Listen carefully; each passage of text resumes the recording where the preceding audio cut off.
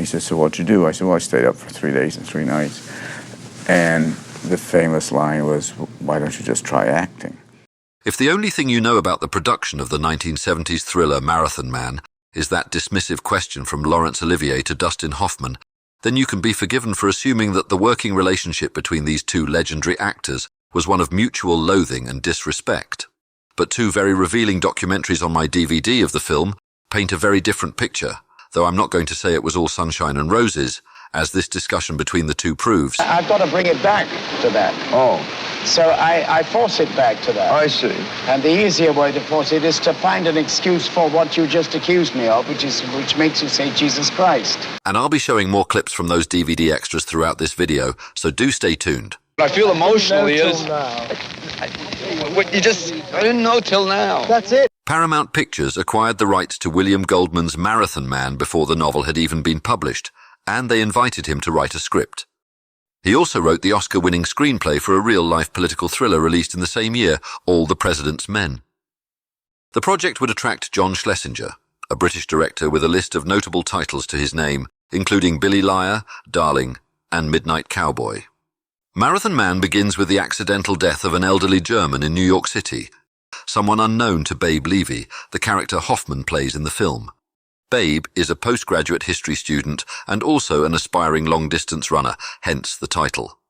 It was later revealed that one of the men killed here was Klaus Szell, the 72-year-old brother of the infamous Nazi Christian Szell, who is thought to have perished as he attempted to flee Berlin at the end of World War II. But Laurence Olivier's character, Christian Szell, did not perish. This infamous doctor of the Auschwitz concentration camp is in hiding in Paraguay, aided and abetted by a secret branch of the US security services called the Division. The Division are protecting Szell for favors he did the US in the aftermath of World War II. He betrayed many of his Nazi colleagues in return for protection. He was also allowed to retain the wealth he accumulated while serving at Auschwitz by allowing prisoners to escape in return for payment. Szell is linked to Babe's older brother, Doc Levy, who is an agent for the Division, and that link will lead Babe into a world of murder, betrayal, and torturous pain. What happened? Ran a series of tyrannical purges in the 50s. If you're convinced by the notion of Dustin Hoffman as a college student in this film, it might surprise you to learn just how old he was when Marathon Man went into production. He's so youthful and energetic, he comes way younger. I was close to 40, and I thought, well, if you think I can get away with still being in college, I would love to have one more shot at convincing the public that that they would still buy me going to college. Laurence Olivier was no spring chicken either.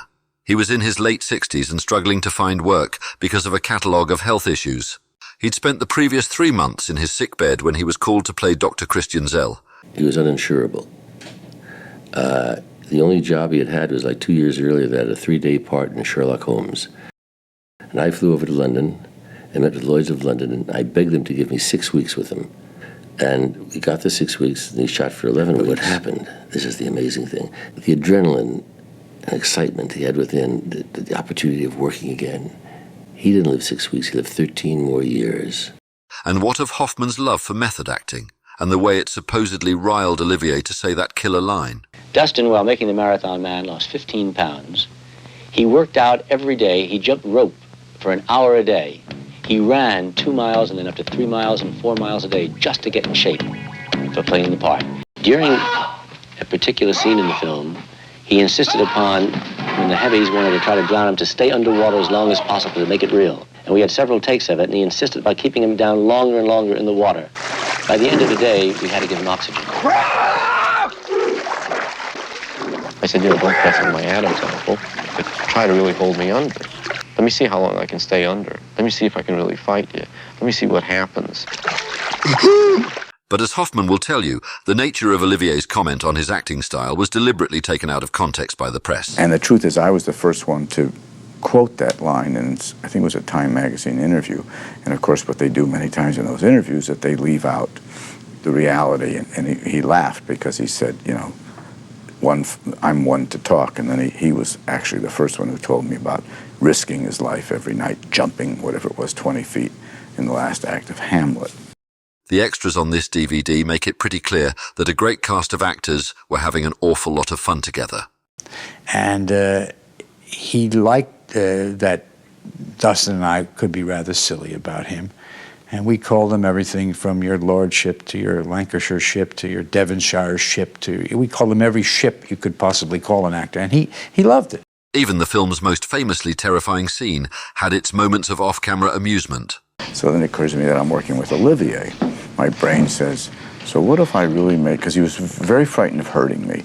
So after each take, he said, did I hurt you, dear boy? Did I hurt you? I said, no, I'm fine. He's so careful. He was so afraid he's going to nick me. So I said to myself, the next take, I'm going to make him think like he really got me. Should take better care of your teeth. You have quite a cavity here. Is it safe? Look, I tell you, I can't do it. And he was sure he got me. And I said, gotcha. Olivier was so popular amongst cast and crew that they had a leaving party for him on his last day of filming. Sorry I didn't call you. Bless you. Thank you very much. I have not just been working with a great actor. It occurred to me I've been working with a soldier. A great soldier. And not an artist. An important artist. And you don't work with maybe more than one or two in a lifetime.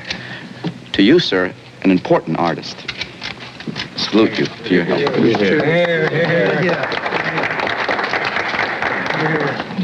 I'm terribly proud of playing with you, dear boy. And I wish you were my son, Zola. And Hoffman would have an emotional tale to tell of Olivier years later in an interview on Inside the Actor's Studio.